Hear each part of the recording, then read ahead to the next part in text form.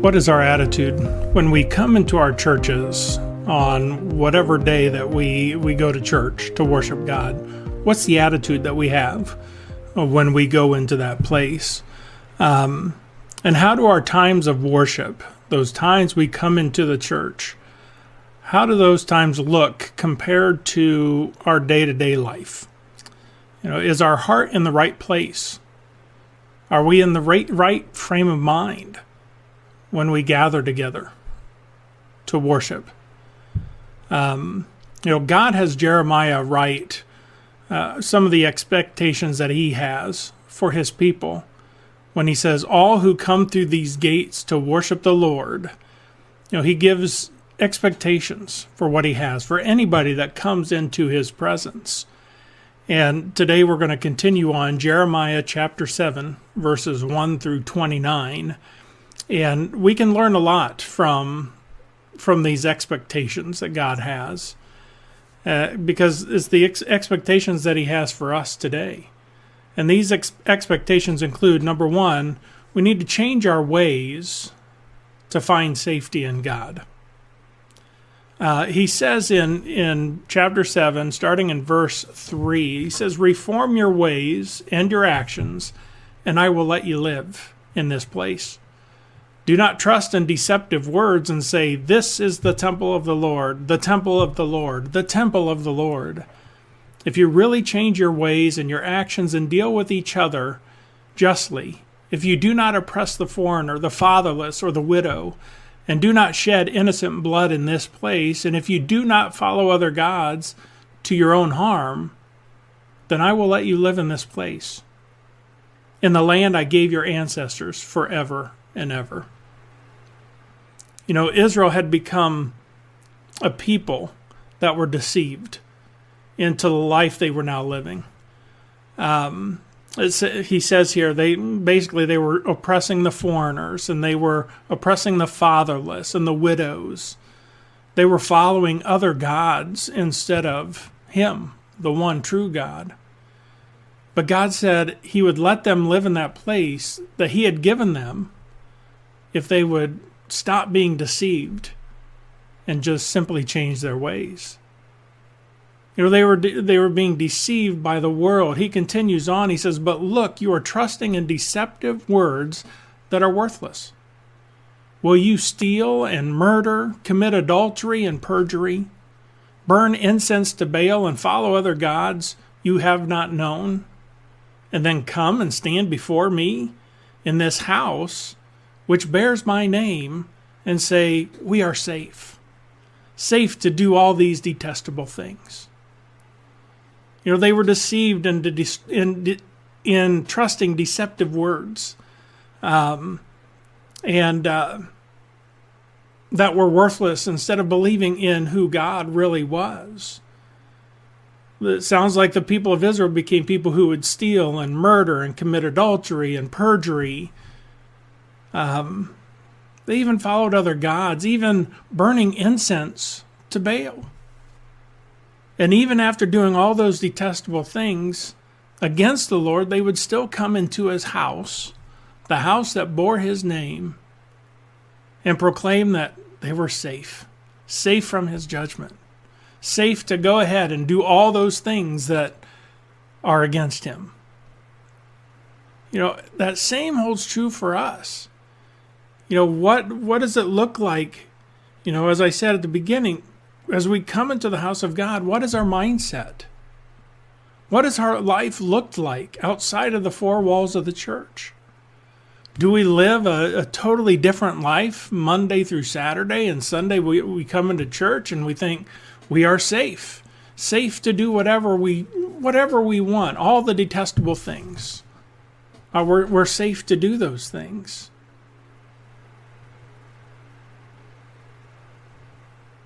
But our safety comes as we live for God and not for ourselves.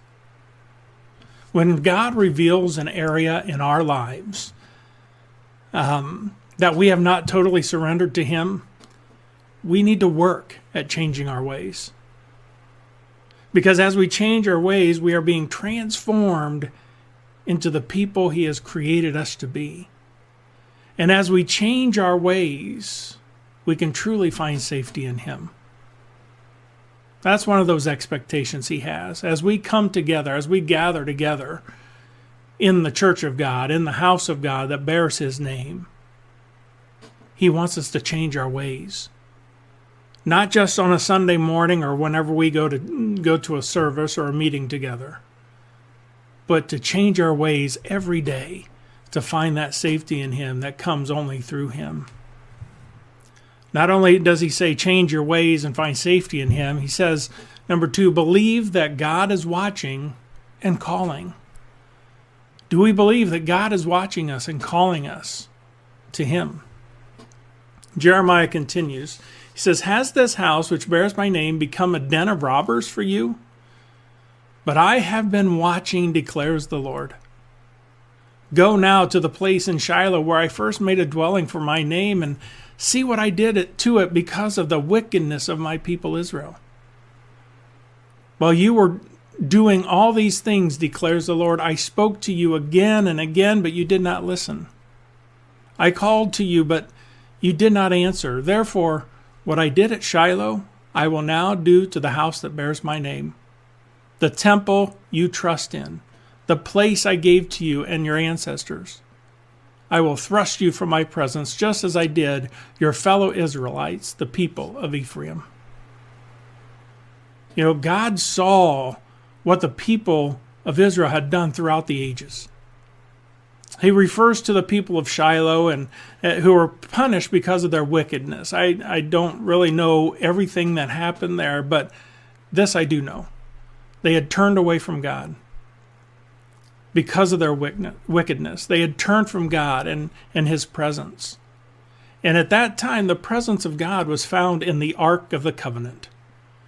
And the Ark was first established at Shiloh, where he says, where I first made my dwelling for my name. In his tabernacle, his temple, whatever it was. That was his dwelling, but it was in the Ark of the Covenant. And because of the wickedness of the people of Israel, that ark was taken from them and given to another. It was taken out of their hands and into the hands of another people. And because of that, they no longer had the presence of God with them. There's a place, and I think it's with Shiloh and Gibeon are the two cities, where David, King David, had the Ark of the Covenant, and he had a tent that he had built where the Ark stayed, and they were worshiping the Lord there. But over in Shiloh, they still had their tabernacle, their temple, and they were worshiping there, but the presence of God was no longer with them. They were continuing on with the rituals, but his presence was removed. And so God is saying to the people that if you continue in the way that you're going, my presence is going to be taken from you. You may continue on with your actions, but I'm not going to be there. It was going to be a place where he would no longer be. And it's a place where no one should find themselves, away from the presence of God.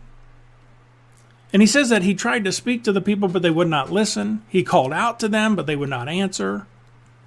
And as a result, he thrust them out of his presence, the people of Shiloh, at Shiloh. And he uses that word thrust, and it gives that image, that picture of a violent removal. Again, something none of us would want to experience. Jeremiah continues, he says, so do not pray for this people, nor offer any plea or petition for them. Do not plead with me, for I will not listen to you. Do you not see what they are doing in the towns of Judah and in the streets of Jerusalem? The children gather wood. The fathers light the fire. The women knead the dough and make cakes to offer to the Queen of Heaven. They pour out drink offerings to other gods and arouse my anger. But am I the one they are provoking? Declares the Lord. Are they not rather harming themselves to their own shame? Therefore, this is what the sovereign Lord says. My anger and my wrath will be poured out on this place, on man and beast, on the trees of the field, and on the crops of your land, and it will burn and not be quenched. God is always watching, and he sees everything that is being done, and he saw the people of Israel. They were preparing for their worship, the worship of other gods, the worship of the Queen of Heaven, and they were choosing to worship something other than God. And in this act, God tells them that they were just harming themselves. And as a result of their misguided worship, his anger and wrath would be poured out on that place. So we need to ask that question. Who are we worshiping? Who are we truly worshiping? Is our attention being given to God alone, or are there other gods in our lives? As God is watching us today, what does he see? Really, what does he see? Who does he see us worshiping? Who are we preparing to give our life to and our time to? He knows our hearts. He knows our thoughts. And our worship and attention are to be upon him and upon him alone. So we need to listen for his voice to guide us and to direct us, to not be distracted by the things of the world, the gods of this world. It's easy for us, for our attention, to turn away from God and to the things of the world.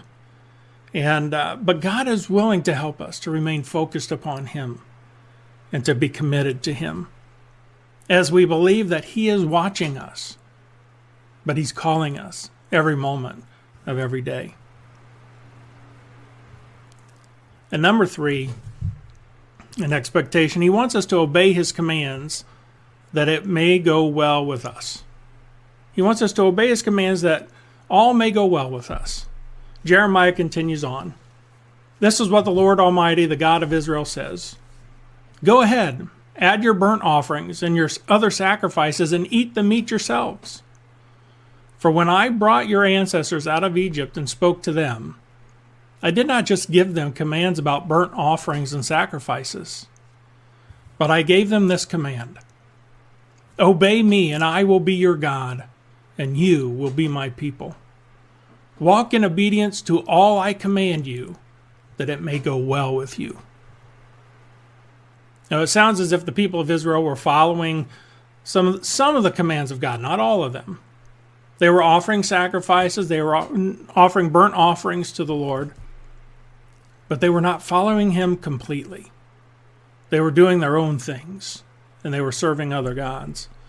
And God tells them that if you would just obey me completely, that I would be their God and they would be my people. If you obey me, I will be your God and you will be my people. And his promise was that if they would obey him, all would go well for them.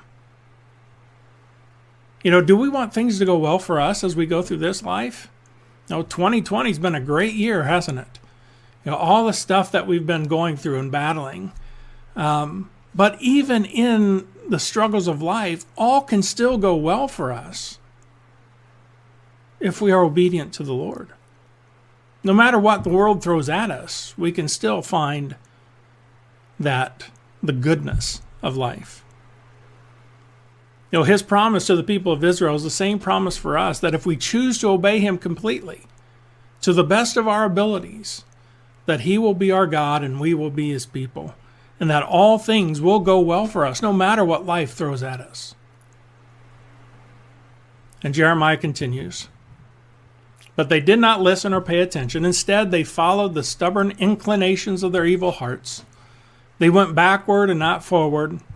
From the time your ancestors left Egypt until now, day after day, again and again, I sent you my servants, the prophets, but they did not listen to me or pay attention. They were stiff-necked and did more evil than their ancestors. When you tell them all this, they will not listen to you.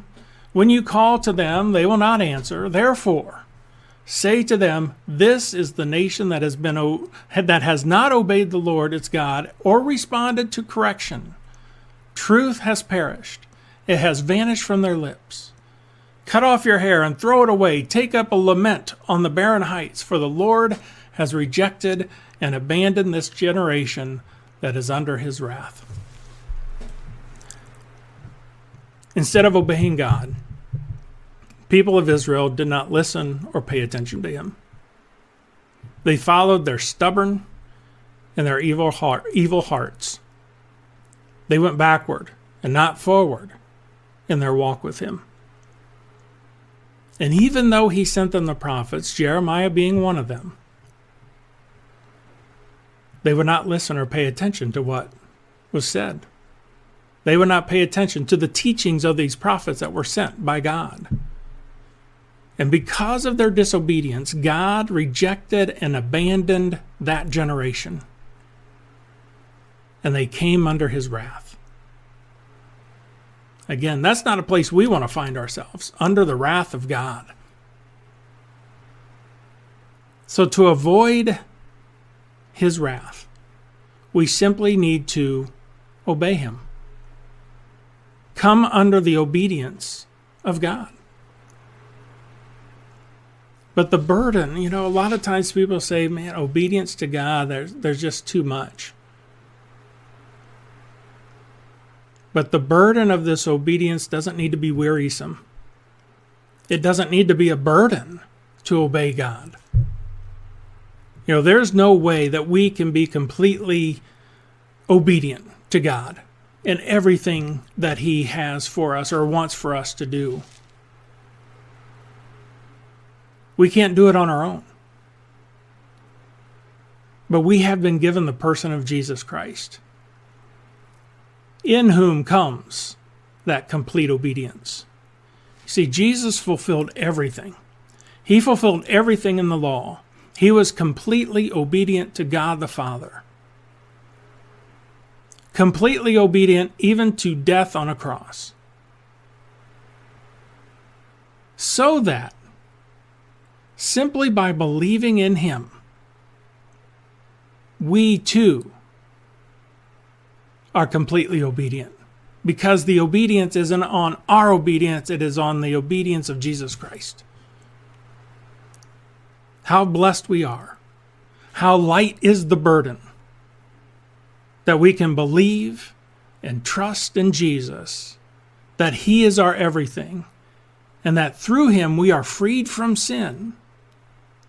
And by him all things may now go well with us, no matter what happens to us. Because he is our obedience. He is the one that has fulfilled the law. He is the one that has completely obeyed everything God had put into place. Because we fall short, we can believe in him. And because of his obedience, it is credited to us as obedience through our faith in him. So what are the expectations, just a few of those expectations that God has for those who are calling on his name? He wants us to continue to worship him, changing our ways when he leads us so that we can find our safety in him. He wants us to believe that he is always watching us. Everything we're doing, everything that we say, he knows, because he sees and knows all things. And he's calling out to each one of us to come into and grow in that relationship with him. And that he wants us to continually turn to Jesus, place our faith and our trust and our hope in him, because he is the one who has fulfilled the law and completely obeyed all the commands of God. Then by placing our faith solely on him, on Christ, we too now completely obey the commands of God and receive his continued blessing throughout our lives. What are the expectations of God? Believe in Jesus, and he will fulfill it all in us. God bless you. Have a great day, and I'll see you next time.